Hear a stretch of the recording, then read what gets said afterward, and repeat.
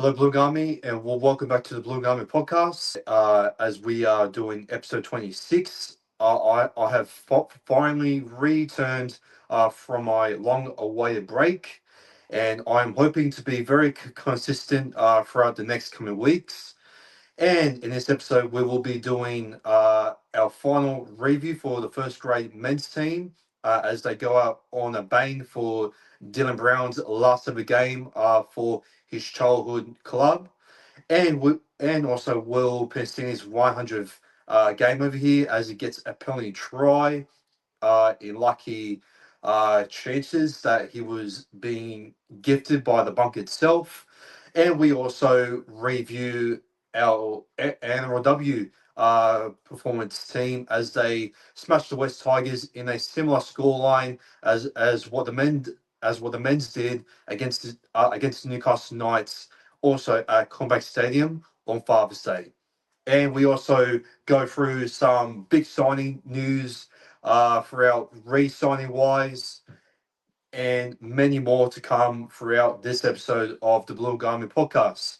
And if you're brand new to the podcast itself, please make sure to follow us on all platforms on Instagram, Spotify, and also on TikTok, and also the one that you're watching on right now on YouTube. So make sure you like and subscribe, and also share the YouTube channel itself, just to give us more support and also a bigger following to spread out our opinions and our criticism and our support to the club itself, and to also get the big message out there. And I actually reached out to one of the big Paramount podcasts that are out over there that I do want to collab with. So hopefully, maybe one day in the future, if we do consistently just keep on uploading these type of episodes for you guys, I am hoping that we can collab with this huge Paramount podcast in the near future. It could happen this year, or it could happen. It could maybe happen next year. Um, yeah, we'll see what happens. So yeah, so hopefully we can make so hopefully we can make it work. And yeah, but anyways, guys, enough rambling about. Let's get into episode 26 of the Blue Garment podcast. So, uh, we're going to go into round 27 of the Premier Eagles versus Newcastle Knights, the last ever regular season. Even though we didn't make it to the finals, however, see this 11th place as a high, and also a big improvement compared to last year on how Bray Arthur did get sacked mid-season when we had that heavy defeat against the Melbourne Storm in Magic Round, and in Justin Roll's apprentice year of being a first grade coach. I reckon he's done a very good job, and I reckon he has overachieved as what others expected him to get when everybody expected us to get a one spoon when Clinton Gubson left the club, this and that. But I don't want to ramble on too much about it because I will leave most of this uh, in the review season of our 2025 season as well. So yeah, I won't ramble on about it too much. So let's get straight into the match of round 27 for Dylan Brown's last ever game for his childhood club, and also for Will Pensini's 100 game as well. So, 4 minutes in, speaking about the devil himself there, Dylan Brown actually managed to score the first ever try of this game. I mean, how coincidence is that? You know, looking on the replay over here, because I did actually looked back on the game, and there are a couple of such tries that we did, luckily enough, have gotten away with, which I don't know how. So yeah, so basically,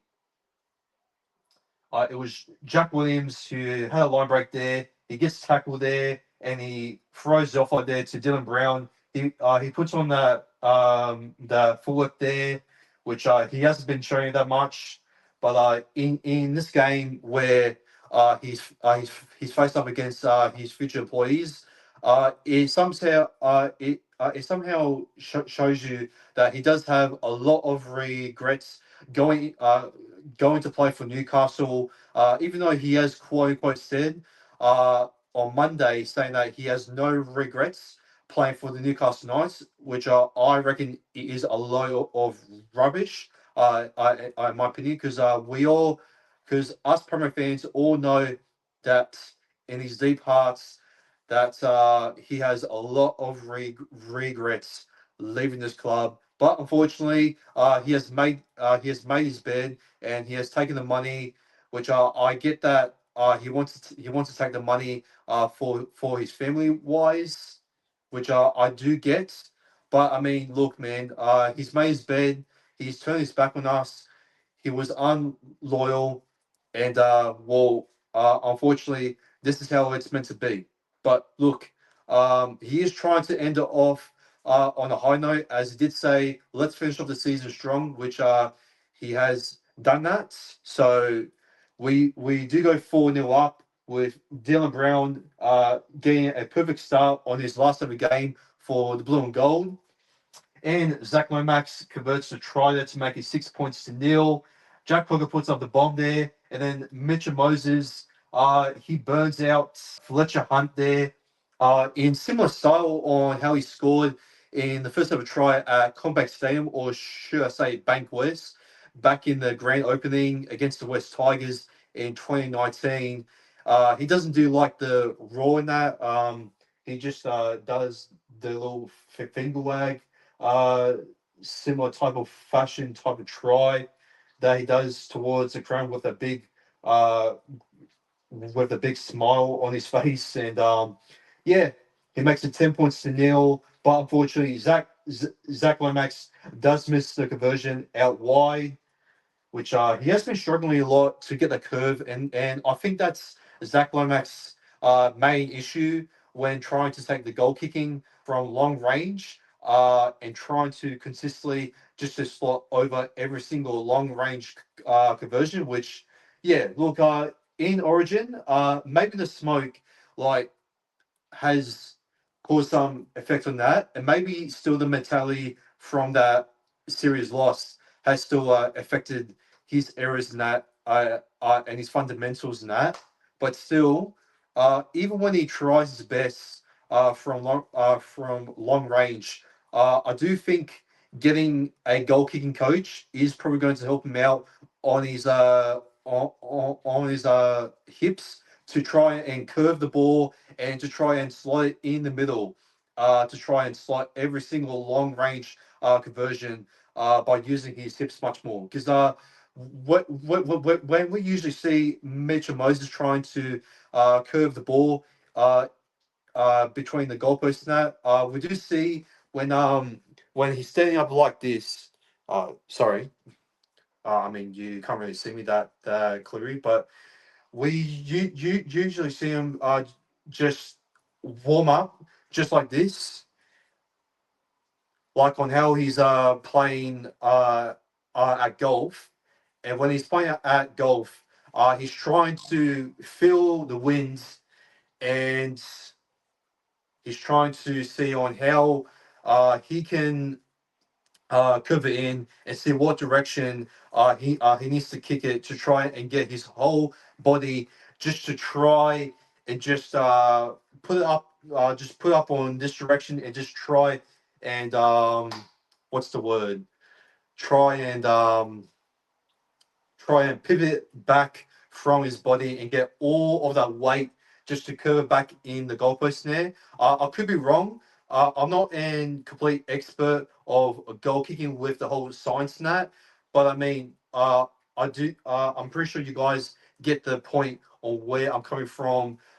Trying to compare what Zach Lomax goal kicking techniques compared to how Mitchell Moses does when he's warming up with his body and that, and he's trying to breathe it all in, and he's just trying to concentrate on where direction of the winds, and also where he's trying to pivot his body at. So yeah, if maybe Zach Lomax gets a mentor as what Mitchell Moses had in the past with Andrew Johns, which I know it hasn't really worked out for him as of always since Mitchell Moses. A lot of people have forgotten that he has missed some sitters right in front. So yeah, but he has improved a lot of times. So if you do give Zach Lomax a lot of time with his goal kicking and trying to improve with his body, just to try and pivot it in, then I'm for sure that Zach Lomax is going to improve on his goal kicking wise from long range consistently, especially during Origin. I do get that it's a mental thing, but just give it some time with a goal kicking mentor, and I'm for sure that Zach Lomax is going to consistently get those conversions over, and a lot of people on social media don't have to meme him, don't have to meme him, or to even just to make fun of him when he's just struggling to get the right technique. I know that he has done it in the past in big moments, but they don't consistently always come in. So yeah. But anyways, back to the game. The next try here, this was a little bit controversial, in my opinion, and I'm pretty sure some Parramatta fans have spoken out about this. So Zach Lomax made a line break there. Oh wait, no, I think this was the hat trick though. Okay, so on the second try that Mitch Moses scored, Zach Lomax gets a line break there. He passes off there to Will Pensini there, and then Will Pensini was meant to pass there to Dylan Walker, and he misses it. And then Mitchell Moses picks up the ball there and sees a very badly exposed gap there that Newcastle have leaked. And Mitch Moses goes over there. He plants the ball down there, and he makes it 14 points to nil. Zach Lomax converts the try to make it 16 points to nil.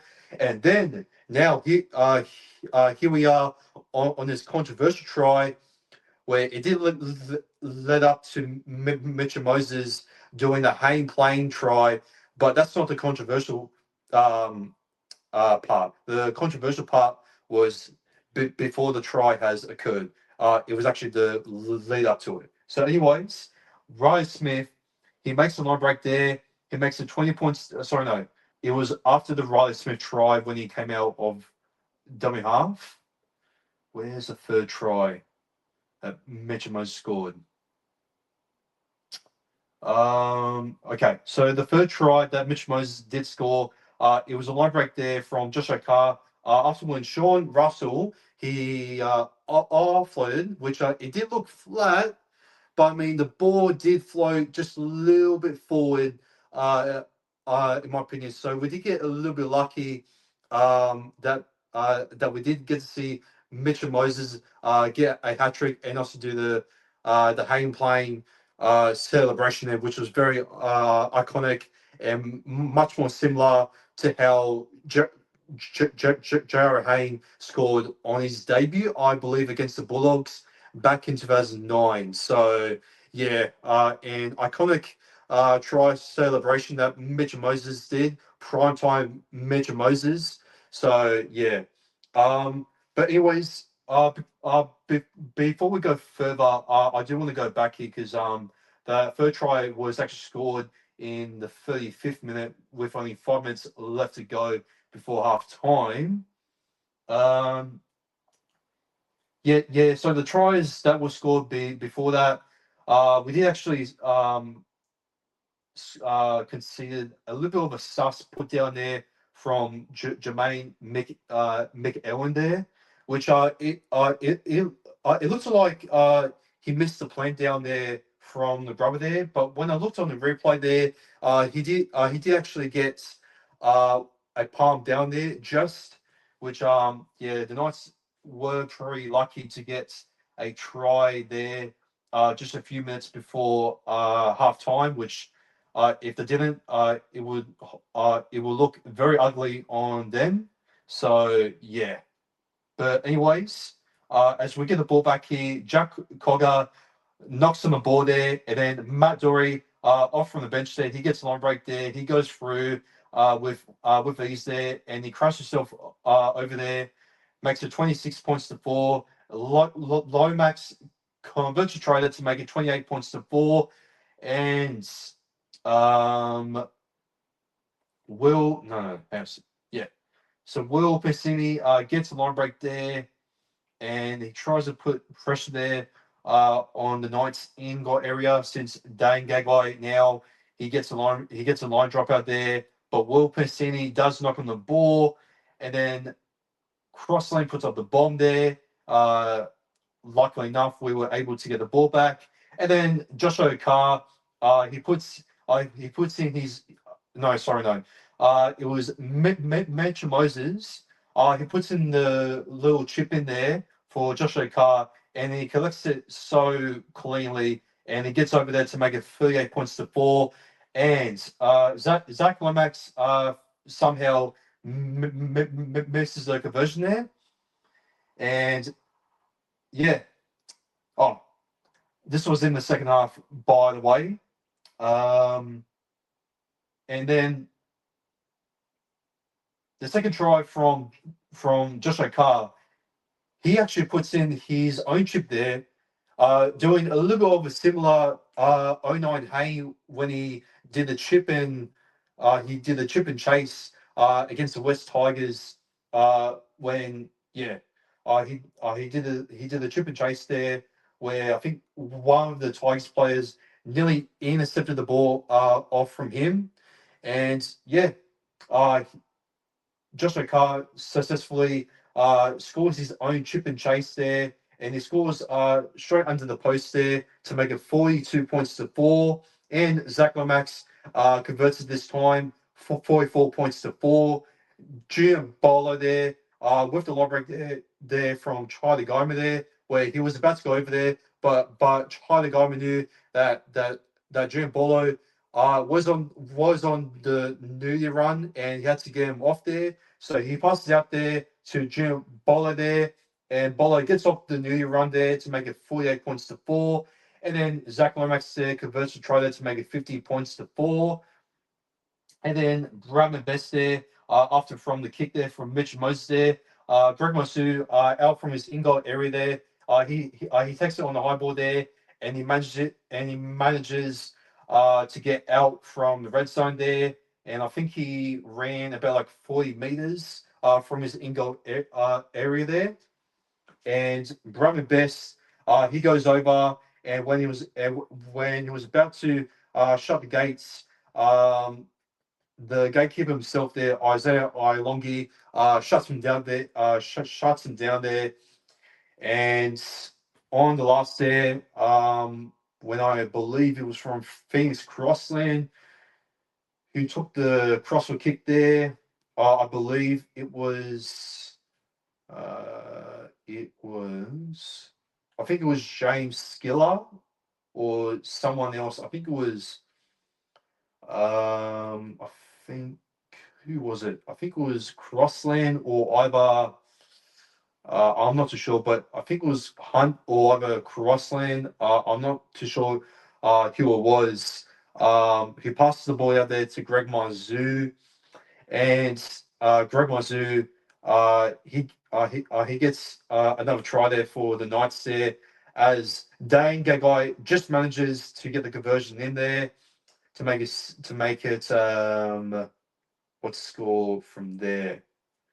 He makes it okay, hang on a sec.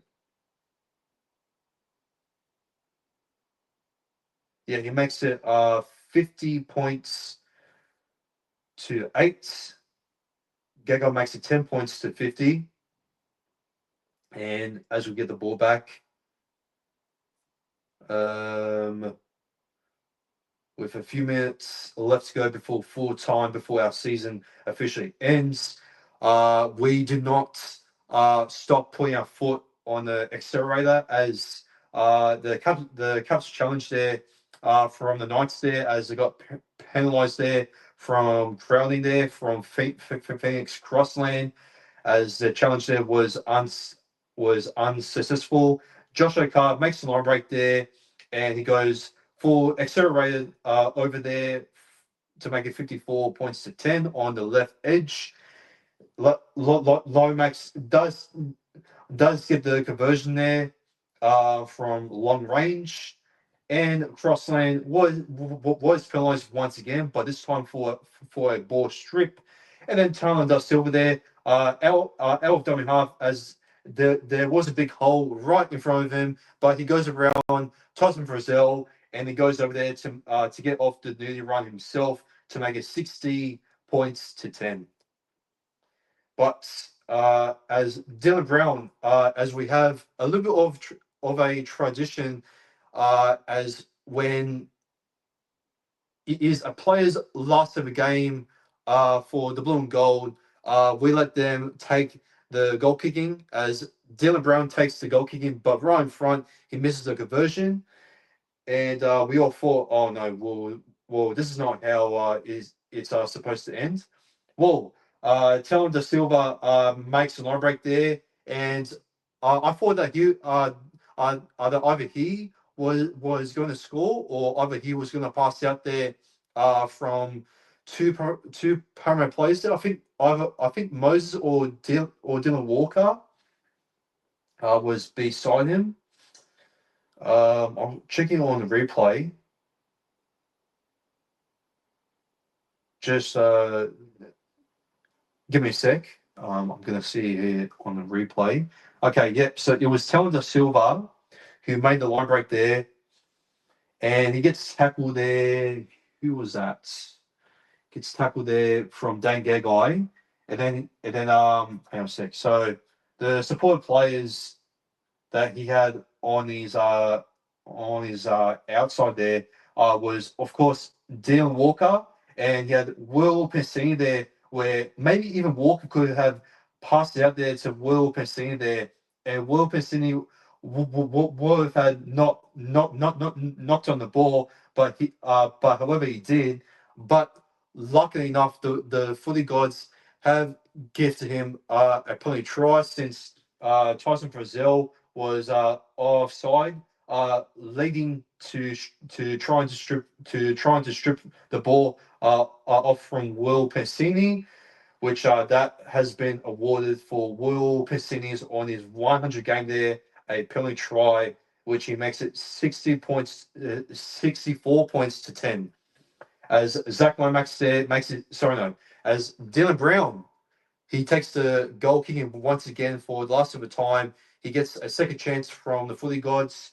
He makes it 66 points to 10. He goes out with a bang against his future employers there for the next decade that he will regret there. And that is full time, 66 points to 10. I do believe, I forgot to mention on that, on the hat trick there for Joshua Carr, when he scored in the 72-minute there. I do think that the pass there from Isaiah Ilongi did also went a little bit forward as well. Once again, I do think that Joshua Carr with the hat trick, and also Mitch Moses' hat trick,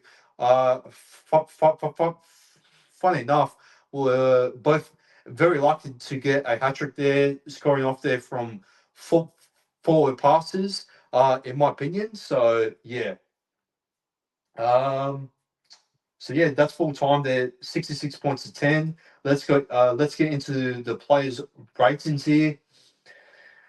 Okay, so Isaiah Ilongi's performance, in my opinion, I think I think his defense was possibly the best of a defense that I've seen throughout overall this season. Since he has made 6 tackles, no missed tackles. However, he has made one in effective tackle there, but that doesn't take away from a big moment when he made a big try over there against Brahman Best, and that try assist there against with Joshua Carr, which I did say he looked it forward. So yeah. However, he did actually had 4 kicks defused, which that was pretty good. He only had 1 error there. So yeah. He had about like 6 tackle breaks there, 48 post contact meters there, which is pretty decent for attacking wise. He made 168 running meters there, 98 kick return meters there as well, which is pretty decent and pretty scary. And by the way, I do want to remind you guys that he actually did win Blue and Gold Player of the Year, and these stats over here still show on why he has won Blue and Gold Player of the Year. So don't be surprised if he does come very close to winning Rookie of the Year. But I think we all know that that Hadasima is going to win it. If it wasn't for the injuries there for Isaiah Longi's wrist injury, I think it was, or I think it was a finger injury. Either way, if it wasn't for that, I definitely think that he would have won Rookie of the Year, in my opinion. So yeah, but I'm pretty sure he will be maybe second place. Once we see the leaderboard maybe during the WM awards in the coming weeks. So yeah, let's see on how it goes. So yeah, but for Zach Lomax, man, yeah, he was playing like Michael Jordan. The way that he has been doing it throughout contesting for high balls with the lightning speed kick chases, where he's always trying to pat the ball back there and create miracles there off from the high balls, which he has been doing it sometimes, but not always consistently. And we have seen that he has been trying to get the miracle offloads away and just to try and create something which he did there for Mitchell Moses' second try there. And yeah, look, I know that he's not. I know that he can stuff up his fundamentals and that. But I mean, look, he does try to create miracles off from the high ball there, and I know that he does have to work with that. Um,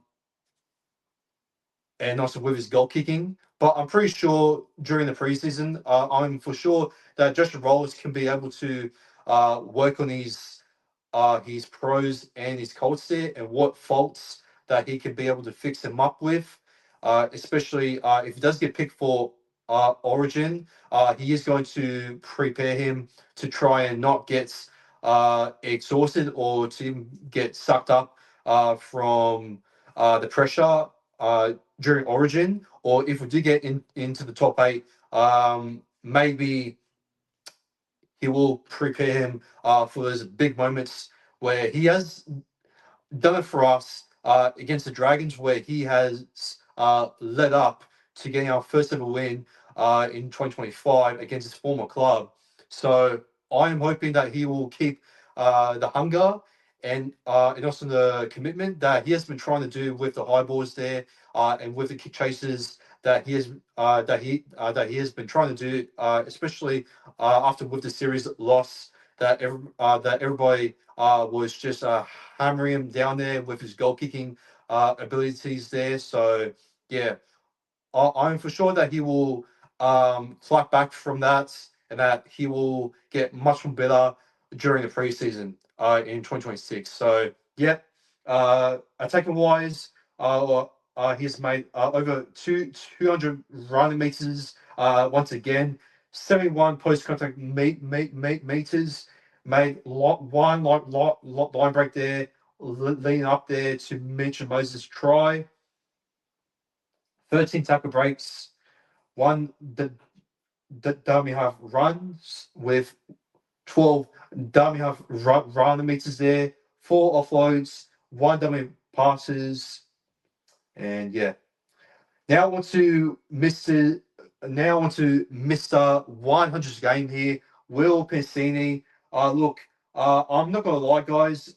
This wasn't his greatest performance for his 100 game there, in my opinion, because with his ball security there and with his ball handling, it hasn't really been the best throughout the season. Although there were some periods where he was one of the best backline defenders throughout the season.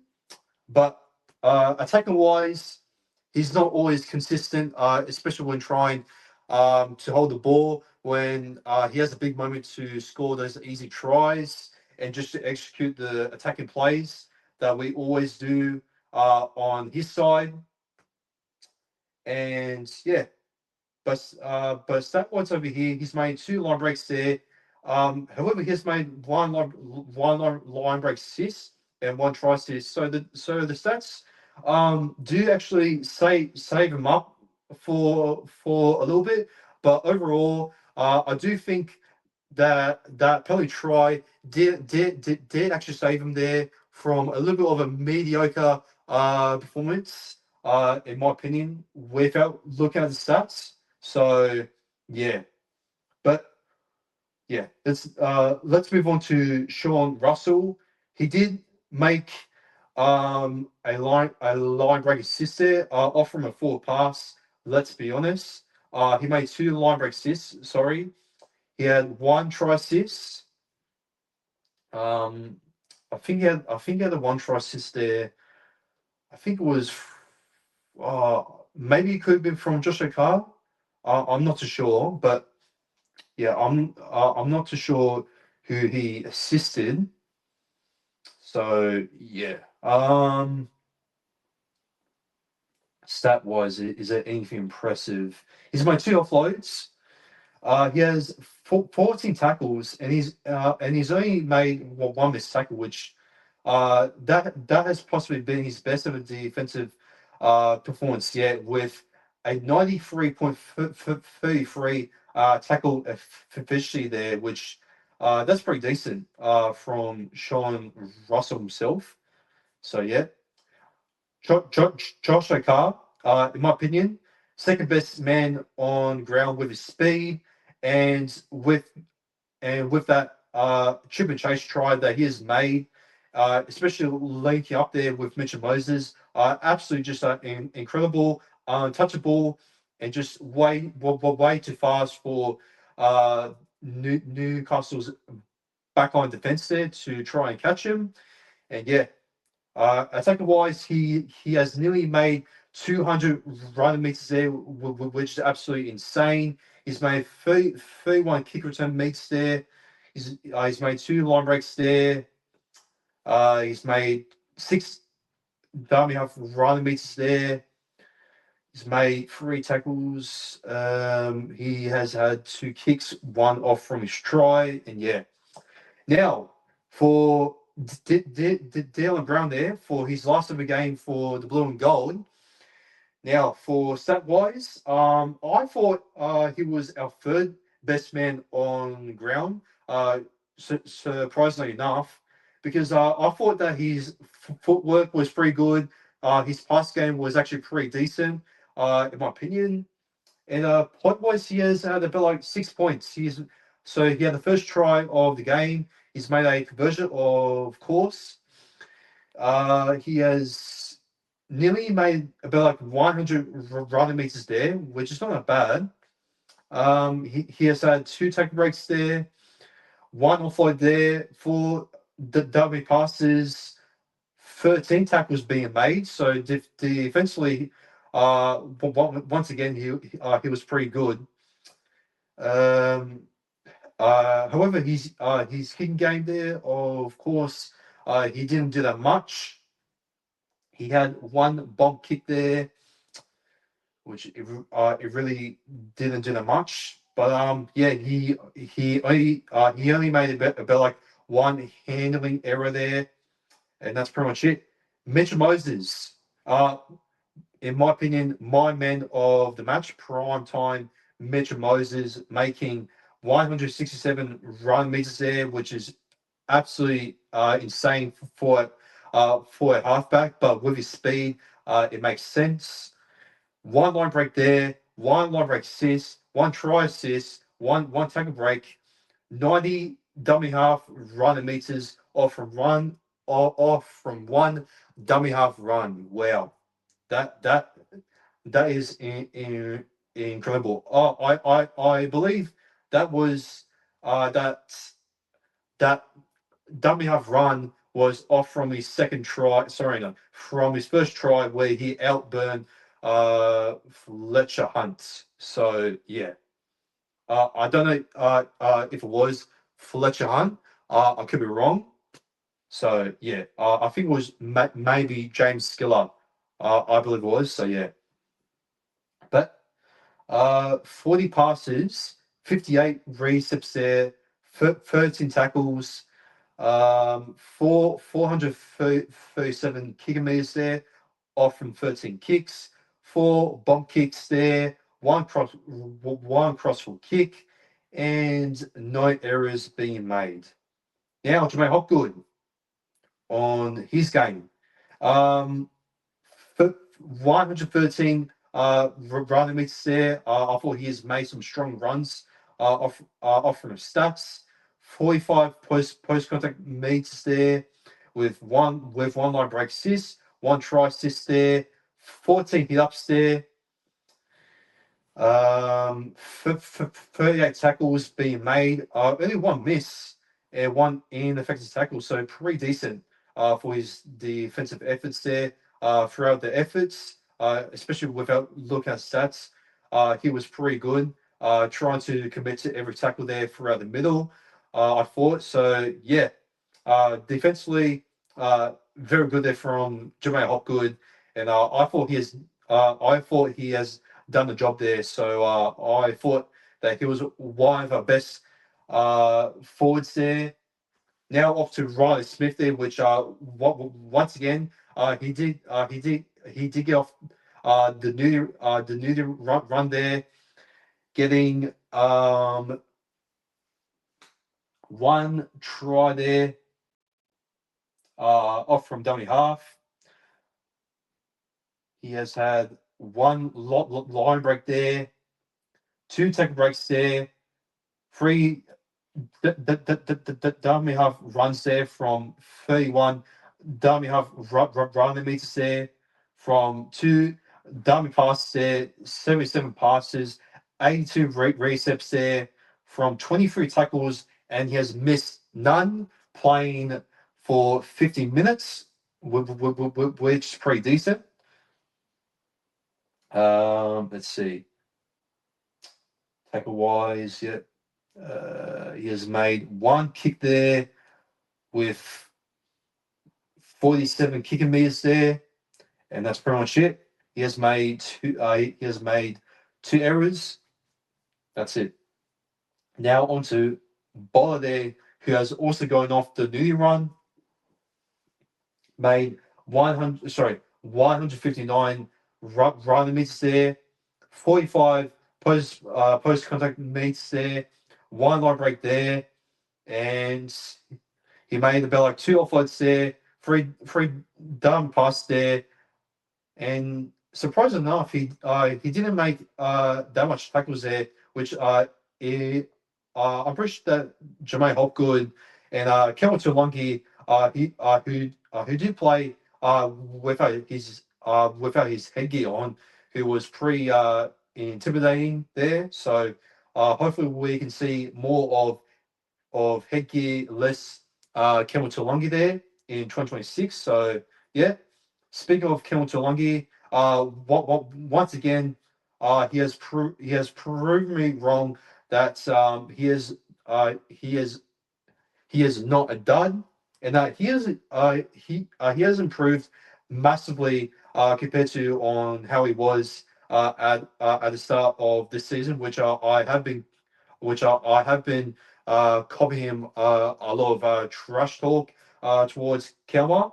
And yeah, in the last couple of weeks, I thought that Tuolungi has been very decent. Not by stats wise, but like defensive commitment wise, I thought he's been pretty good. Offloads were pretty good as well by making one offload there, and yeah. Defensively, get pretty good. Jack Williams, he was everywhere there.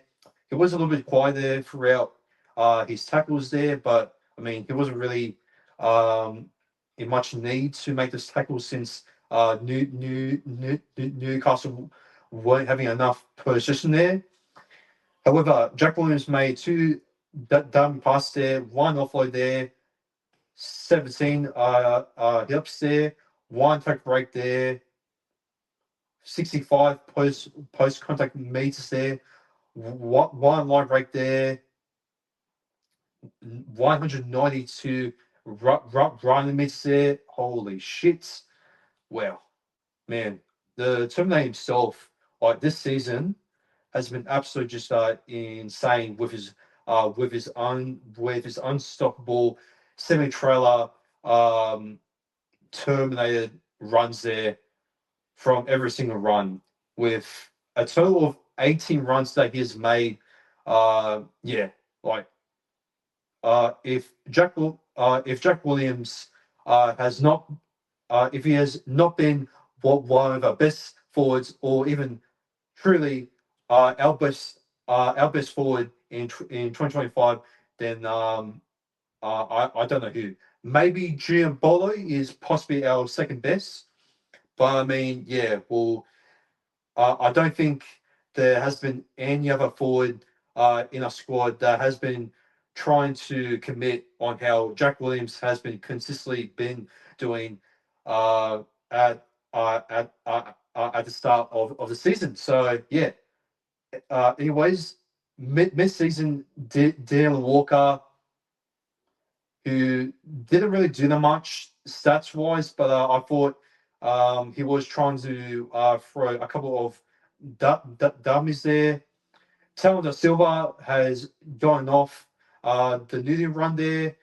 He actually had two decent dummy half runs there. One from a try, one that he nearly scored or couldn't have gone and assist out there to maybe off there to Dylan Walker, or maybe could have set up the try there maybe for Will Pensini for a proper 100th game try milestone there. So yeah, Matt Dory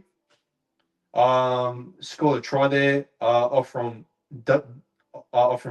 Derby half, where he crushed himself there over there to make it 26 points to nil, or was it 4 at the timeline. Guyman gets a try assist there for Bola there. Again, he was pretty good. Sam Ronnie, I didn't really get to see much from him, and obviously Josh probably he couldn't really come in as an 18 man because he did hurt his wrist and he did went through surgery there. So we are hoping that he will be fit and fully prepared for preseason in 2026. So let's all hope him a quick recovery before preseason. So yeah. But anyways, guys, before we get into um the next game here, I do however want to go throughout the Camp Throttle awards there for 2025, and the winners of the Camp Throttle awards, as I'm going through the Premier Eagles official social media page on Instagram. Let's see. So, oh, by the way, guys, I've noticed that we have equal fourth in most points scored in a match in Eels history. So yeah, so this scoreline 66 points to 10 is possibly one of our best ever wins out there up there. Comparing it to the 58-0 against the Brisbane Broncos and also against the Cronulla Sutherland Sharks when we have won when we had our biggest ever win in 2003, I believe, at the old Parramatta Stadium, where we have won against the Cronulla Sutherland Sharks, 74 points to 4. I believe it was. So yeah, but that could have been this, where we could have made it 68 points to 10 if Dylan Brown did not scruff the first goal kick that he has shockingly made. So yeah, uh, it is what it is, and enough rambling on about that match. Let's get into the Camp Throttle medals of 2025. So, anyways, guys, I was meant to say that it is the Ken Fournette, so I do apologize to the Premier Legend player himself. Uh, Sorry if I disrespected his name.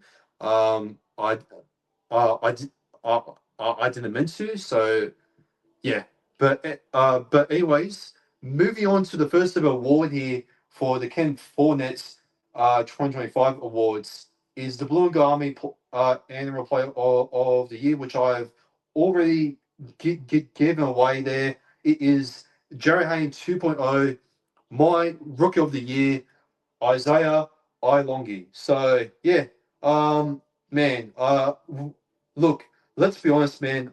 If Mitchell Moses did not get injured during Origin, then I reckon it could have been him, or I reckon that Jack Williams was this close from winning this award. So yeah, it was a very close contest between the three, but man, you definitely got to say that Isaiah Longi with his Jerry Hayne attacking style, especially the way that he has been trying to improve on his defense there, and with his kick return meters, where I've um, seen on his kick return stats against Knights with a whopping 98 kick return meters, which is absolutely just so insane. And we all know, and I know that Josh Papali was absolutely just crucial on the kick return meters himself with his speed. But man, oh man, with the passes and with the skills and the talent that comes within Isaiah Ilongi from the parent system. Man, boy, don't we have a very lucky player that we have stolen and absolute bargain where he has been declined there from the Panthers where Dylan Edwards was taking a spot there and many other players there as well with Dane Laurie in that. So yeah, but man, oh man, yeah. Well, this kid has come a long way there. When Jason Rolls has seen this kid, play for the Panthers, he has knew instantly that Dylan Edwards was teaching him a lot of things throughout training there at Penrith. And when he grabbed him over here, we all expected Clemente Gustafson to teach a couple things as well from his experience at fullback. But to do it without him and to also play so well, especially without Mitchell Moses, is still very impressive there. So yeah, so well deserved there for Isaiah Ilongi on his rookie season there. And let's see if he does get NRL rookie player of the season in 2025 for the Daily M awards. So next award goes to so the next award goes to the Ray Price and the Rock Community Award, and your winner is Jack Williams, the Terminator himself there. And look, I don't really have seen like community wise throughout the club, so I can't really have my say around it. So I'm pretty sure many other Paramount podcasters could actually have more of a say for this. So yeah, but anyways, guys, that's your Ray Price Annual Community Award, Jack Williams. The third award goes to the man who was unfortunately and sadly enough going to leave our club there, which I'm a massive fan of. Steve Ella, Jersey Flag Player of the Year, and it goes to the guy himself there, Matthew Hunter, which sadly enough he will be going to Newcastle, which it's very heartbreaking. It's very heartbreaking to see him go, which I was a massive fan of him. But yeah, well deserved because the skills from this man, as I described to you guys before, he has the combination skills of Nathan Cleary and that Jerome Luai and Matt Burton type of attacking player there from his running game there as well. And man, well, Newcastle fans, take good care of this kid because uh, I hope you have no regrets of taking this kid because man, oh man, you guys have got yourselves a bargain of a young talented player coming from a Jersey flag system, and also putting on a couple of big, um, big, big. Uh, Big men of the match performances in New South Wales Cup. But anyways, that's it there for the Steve Jersey flag there.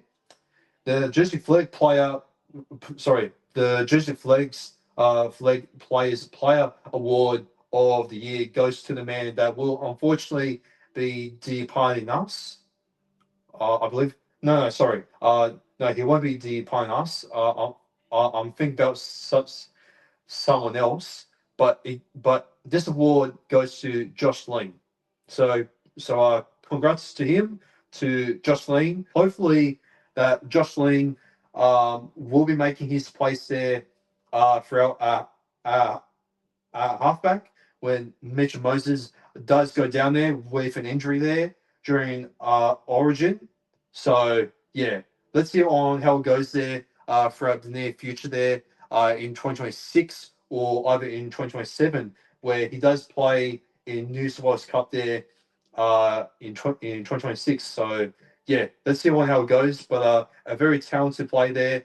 Um, from what I've seen there during the trials there against Newcastle. So yeah, let's see on how he goes there in New South Wales Cup, which I do believe that he will go out on an absolute bang there when Lorenzo Talenta gets more games in New South Wales Cup there. So yep, and hopefully, maybe we may see Jocelyn and Lorenzo Talenta as our future combinations once maybe Moses does retire and maybe Josh probably gets a spot somewhere else as a utility or maybe somewhere uh, in the back line. So yeah, let's see on how the future holds there for both Lorenzo Talenta and Josh Lane there. Now, Brett Kenny Jersey flag coach's award goes to the Domenico D Stridis there. Another talented player there. I can't really say too much on him. Again, I don't really watch the player that much, but I'm for sure that he will be going pretty good uh, in New South Wales Cup in 2026. So yeah, let's see on how it goes, and yeah, let's move on to the next award. So the Bob O'Reilly knock on effect New South Wales Cup Player of the Year, and it goes to our best ever player in New South Wales Cup there. It is the what's the bird called again? The Deborah's bird himself there joined Sam Rahi. Uh, yeah, absolutely just incredible there from his performance there with Josh Papali there before even just probably made his debut there, and he was absolutely just incredible there, with his strength there, filling in the roles there at center and also at back row there. If he even did play at back row in the New South Wales Cup, which I haven't really seen every single New South Wales Cup, but I do know that we are playing in the semi-finals after our heartbreaking loss against the Dragons in the qualifying final in the first week of the New South Wales Cup knock-on effects finals there. So yeah, let's see if we do get through the semi-finals there, and let's end our New South Wales Cup season out on the bank. So yeah, but anyways, next award, Upper Twiddle, New South Wales Cup player. Again, he was very good in the halves there.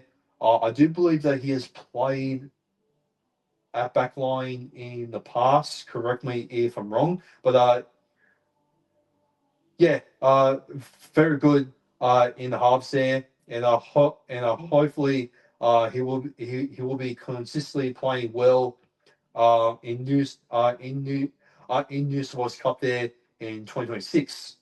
Next award, Giraffe Gerard knock-on effects New South Wales Cup Coach Award, Saxon Prexu. I believe he plays the dummy half there. He was pretty good in the trials. Again, I can't really have too much of a say from New South Wales Cup perspective. So yeah, but congrats there to Saxon Prexud on the Geoff Gerard knock-on effects New South Wales Cup Coaches Award in the Ken Fournette Award of 2025. Now, the Ken Follett Award for the Eric Grove Senior and Rook of the Year.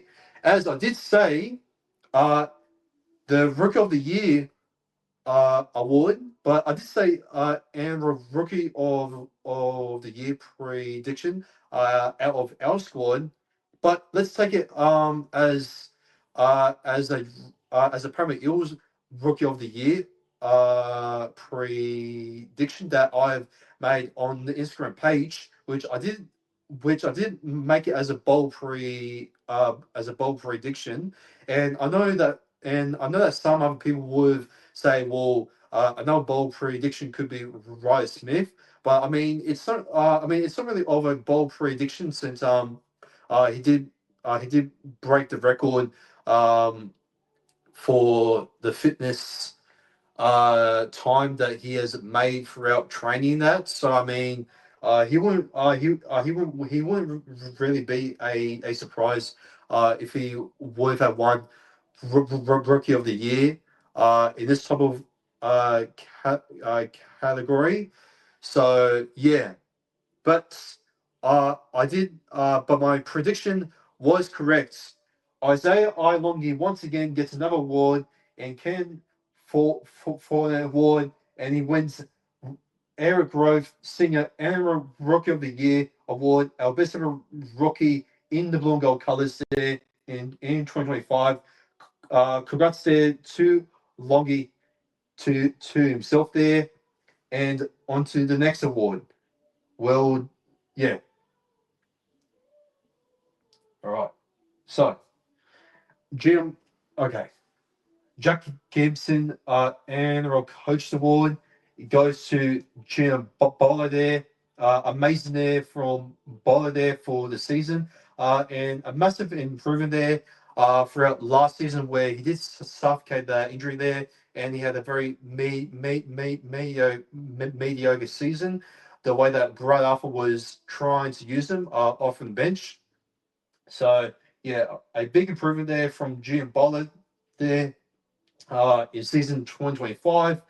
Even though he had a little bit of a clunky start to season 2025, I do, however, think that he has improved massively throughout his offline games, his hard runs, and many more. So yeah, now off to the next award. Now the Nathan Hymarsh Era Player Award, and by no surprise, we all knew that this was coming. It is prime time. Mitchell Moses himself, there, the guy himself, as he has gone levels above in 2025 with his kicking game, with his speed, with his plays, and yeah, like I believe he will be catching up to Nathan Cleary, and I know that he has done this at an old age, in his in his 30s, but I still believe deep down that he will win his first ever premiership, especially for his local club that he has played with us before he went to the West Tigers, and that the Premier League said, "Oh well, we made a mistake of releasing you."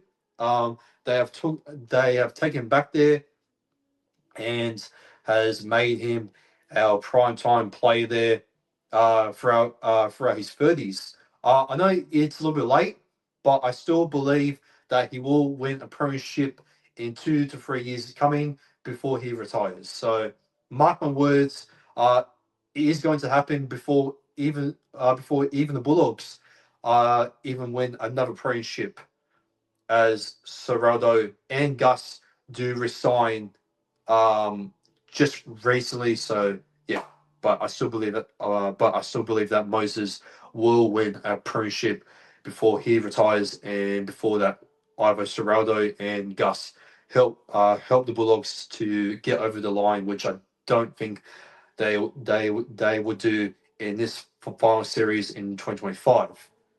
Anyways, next award, the Ken Fournette Annual Player of the Year Award. Okay, so this is the official Player of the Year award, and I believe that this is that that this is well deserved. So some people could say Isaiah Iolongi, but if it wasn't for his injuries and that, I reckon that he could have snatched it off there just from Jack Williams, but just from the but just from the commitments and from the defensive stats and the commitment and from the passion that Jack Williams has improved when starting him much more, filling in at lock, back row there, and also at prop there, and also coming off the bench there. He has consistently just ripped and tear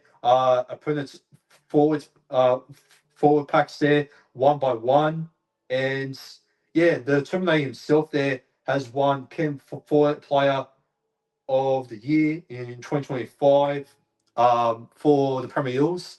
And my Cronulla fans, boy, uh, you have made a big mistake of letting him go there, because there were so many Cronulla Southern Sharks fans saying that, oh well, we don't really need him anyways because he's just a bench player. Well, uh, you can eat your words from their Cronulla fans, because Jack Williams has absolutely just um, ripped and tear his season in 2025.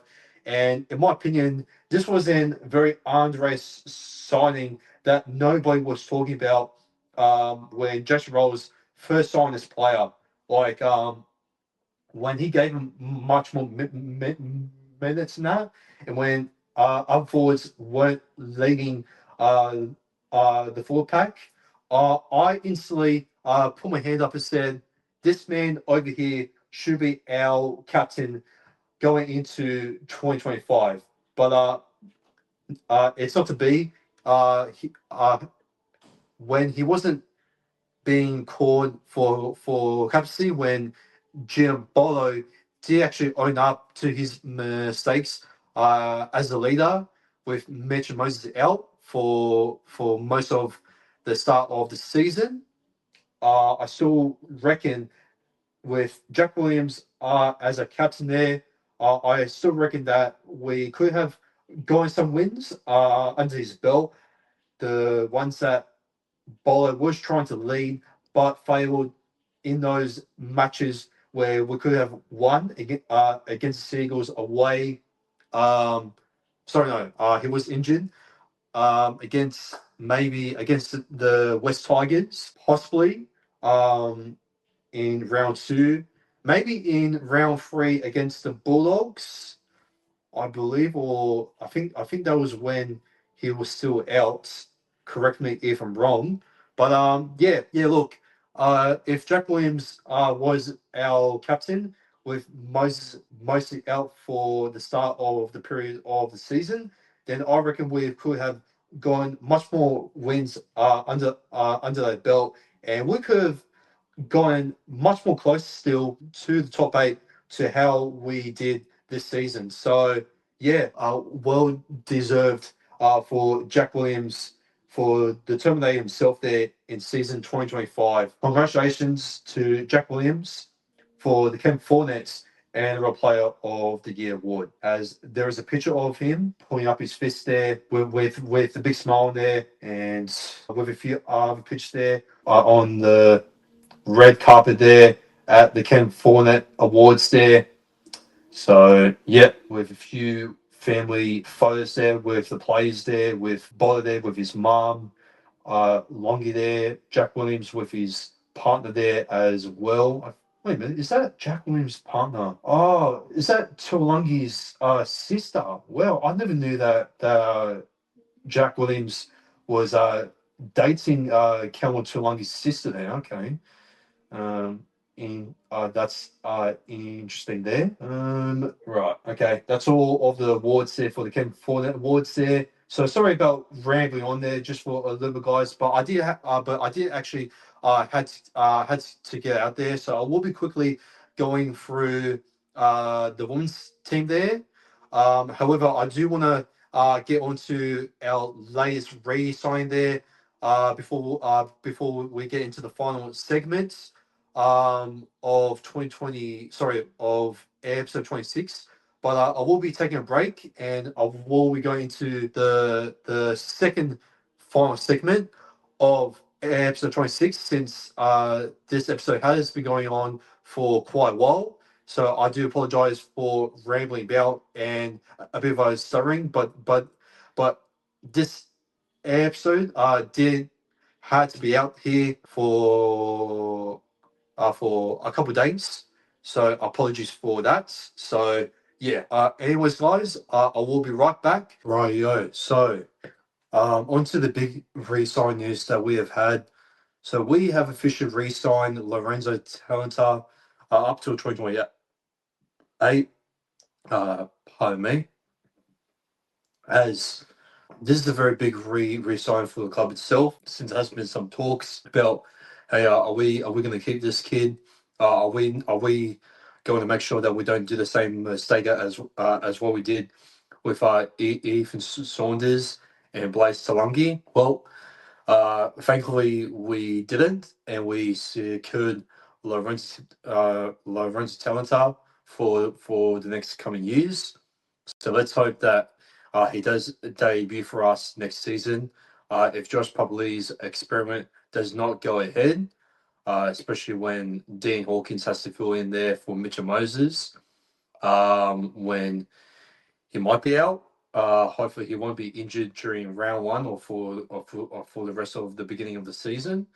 So let's pray and hope to the footy gods that he can avoid those type of injuries. I know maybe with age, this can maybe play a crucial part in it, but still, like, I'm still hoping that Mitchell Moses will be trying to find some solutions where he can just consistently just try and stay fit and just stay at his prime time there in 2026. So let's see on how it goes. So yeah, but anyways, guys, let's see on how things go there for Lorenzo Talenti in 2028, since we all know his talent and we all know that he has won SG Ball Player of the Year in 2025 when they unfortunately lost against the Roosters in the grand final.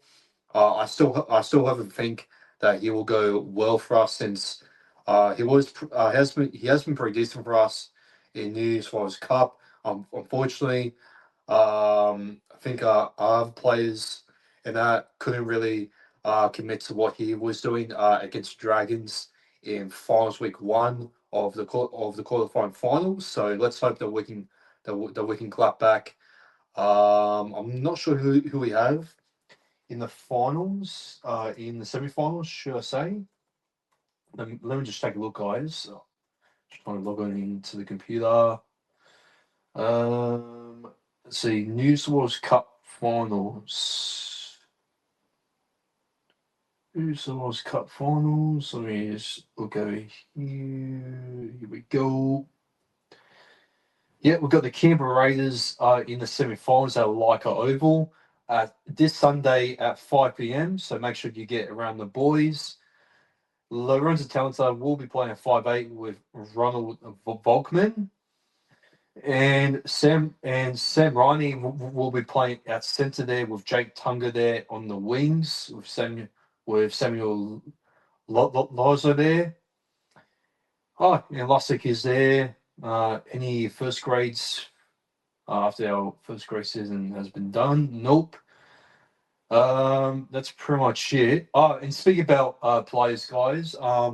Unfortunately, fortunately, we have to say goodbye to our departing players, or some of them that I'm relieved that we are letting go, such as let me just get the post up. Okay, okay, guys. So, looking on the thank you for the departing players for the Premier Eels. Sorry, from the Premier Eels. Obviously, we're departing the unloyal, money hungry Dylbags there for Eel 800. Even though he has done so much for the community and for the club, he will fully regret his decision of leaving the club. Eel 816, Joey Lussick. Thank goodness that he has left. Although his 40-20s were very good in 2024, however, I do think that since he has returned to the club, he has not been the same player as what he used to be. So I think his time is up. Plus he's getting older. Why Marie Greg? Look, man, his discipline wasn't really the greatest to ever put him back into first grade on how Brad Arthur was trying to use him off from bench, even though he was clueless on how to rotate Y Maru Greg. But he will be missed. He will be going to the Super League. Eel 850, Dan Kerr, who was pretty underrated with his commitments throughout his running game and his defense as well, throughout backup players in the four pack and many of them more. Hayes Dunster, Eel 809, the most heartbreaking and the most saddest departure out of all of them. He looked very jacked during preseason, and we all thought that he was going to make a big return in season 2025, but unfortunately, that was cut short when he had another injury. I think he was meant to play. I think it was meant to play against the Knights or either against the Wars. I'm not too sure, but unfortunately, his season was cut short there, and I'm not gonna lie, guys. It is extremely very hard for me to say goodbye to Hayes Stunter because this man deserves another chance to make the first grade appearance there. But with so many young players just coming through, and with Dunster's injury prone concerns there, unfortunately, this is the best option for him for moving forward. So we truly Thank you for your service, Hayes Dunster, for what you have done in season 2021, and for your debut against Souths. Even though we lost, he was pretty good in the debut against Souths in that semi-final. But yeah, man, truly missed, and a little bit of a disappointing talent that could have that what could have been throughout maybe the season if he was to return. But of course, yeah, it's not meant to be. So yeah, Joe Offengawi, he's already left. Bryce Cartwright, he has retired um, after winning for St Mary's from what I've seen. So Eel 813. Bryce Cartwright, who has finally hung up the boots there after playing for the Panthers there and for the Titans, and when he was going through that suicide situation with his partner, which is very unfortunate for him. You know, Brett Arthur um, was trying to pull him back to being a player on how he was at the Panthers, and he was looking quite promising, but he wasn't always consistent though. So I think the age has just gotten to him, and his speed was just not the same. Yeah, look, not a bad career for Bryce Cartwright. But yeah, uh, thank you so much for your service, and obviously another retired player there, as we all know, Il 801, Sean Lane, who will be still part, who will be still part of the club itself, still doing some services for coaching wise for mental health, for some of the kids there throughout the community and throughout the programs as well that he has taken part of. So yeah, good luck to Sean Lane taking part of those programs throughout the club itself. Unfortunately, though, we do have a coach that will depart of the blue and gold, and that is Blair Mills, who was a head coach of Athletic Performance. You will be missed, and yeah, thank you so much for your service and your efforts throughout the coaching staff there, Blair Mills. So thank you so much, and God bless you all, to all of the players who have departed the club, and good luck to your futures as well. So as we all know, there's a lot of people saying, "Well, where's Bayer Thompson? Isn't he going to leave?" Well, surprisingly, it hasn't been confirmed yet. But I mean, look, Jason Rolls hasn't really said anything about moving on from Bayer Thompson. He said that if we do need him there, then we are going to put him there. So I think they made a big risky move of just moving on from Hayes Dunster, and I think they might keep Bailey Simonson for a couple of rounds, and maybe, just maybe, he just might have some luck just to stay, or he might be moving on throughout mid-season in 2026. That's my thought on the whole Bailey Simonson little saga there that is going on secretly at the moment. So hopefully things will get cleared out during the off season. So yeah, let's see on how it goes when November comes. So yeah, but anyways, guys, that's my thank yous there for the servicing players who will depart our club now. So yeah, but anyways, guys, let's get into the final segment, the one that you all been waiting for, the NRLW review for our ladies in round 10 over the big win against the West Tigers, 38 points to 4. I believe it was at Combat Stadium straight after the Eels and Knights game, where this was a must win. And this game was on the line where Mihaly Murphy, as the captain, had an absolute poor and terrible game where she had every opportunity to score a try against the Titans and to get that easy win over them at Seabuy Super Stadium. But man and man, boy, on how chivalry redeemed himself was fantastic from her and from Kenny Cheriton there, linking up there, and also the individual efforts there from Amy Church, just burning down the West Tigers defense there, uh, giving a try there to Fleur again there. Yeah, amazing attack from our performance there, like way better and possibly our best of attack there as well. Again, I know that we did this against the Canberra Raiders, who were the worst in the comp, and it goes to the same against the West Tigers. But I mean, I I feel like that would show some fire and some passion and some fight against the West Tigers and that. And once again, I thought that Paige Travers had another great game there. Although I didn't really get to watch the full game here, guys, so I can't really judge that much or even by stats because the stats don't always tell the full story, as we all know.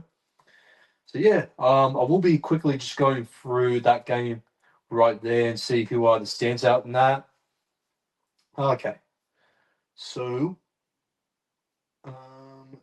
let's see. Okay, so NRLW match against the West Tigers. I'm just going to quickly just through by the play-by-play here, guys, because we are overdue to wrap this episode up. So apologies for rambling on and just stuttering for quite a bit throughout this episode, but I just had to get all of the segments off from my chest because this this is the only day that I can be able to do the episode. So all of the other days will just take all my time, and I won't be able to have time to edit and to upload this for you guys to enjoy on the YouTube channel. So yeah.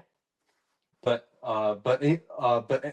anyways, guys, Kiana Takarine there gets a debut try there to make it 4 points to nil. Roger Pearson gets the conversion there to make it 6 points to nil, and she puts up a kick bomb there for Cody Jackson to make the line break there, and she passes out there to Mafia Martielli there to make it 10 points to nil. And then for Roger Pearson there gets the conversion there to make it 12 points to nil. And Fafe Manura gets a line dropper there. Sorry if I butchered that name there. And Mihaly Murphy there gets over there to make it 16 points to nil. Pearson gets the conversion there. A line break there from Mazzelli there in the 22nd minute there. But Murphy gets a second there. She makes it 22 points to nil. Pearson makes it 24 points to nil. Kenny Cheriton did worse penalties there for a slow peel. However, Cheddar Faifua knocked on the ball, and Martha Mazzelli there gets tried to make it 28 points to nil. She was absolutely just an absolute machine in this game, Mazzelli. And Abby Church gets a line break there to make it, yeah. This is where she passes the ball there. She passes the ball out there to Fleur again. And Pearson converts a try to make it 34 points to nil. And for the final one, Saratoga Tuki there gets a little bit of a soft try that we could have stopped there. Coming from the middle to the right edge there. And then just quickly, Rosemary Becker there puts up a bomb kick there. And Martha Mazzelli there catches the ball there to make it 38 points to 4. And she puts the ball down there to make it 38 points to 4. Boss Kappa missed the conversion since I think Pearson was coming off there for a. I think Pearson. Or did Pearson come off there, or did she Just taking a break. Let me just check you guys. Pearson.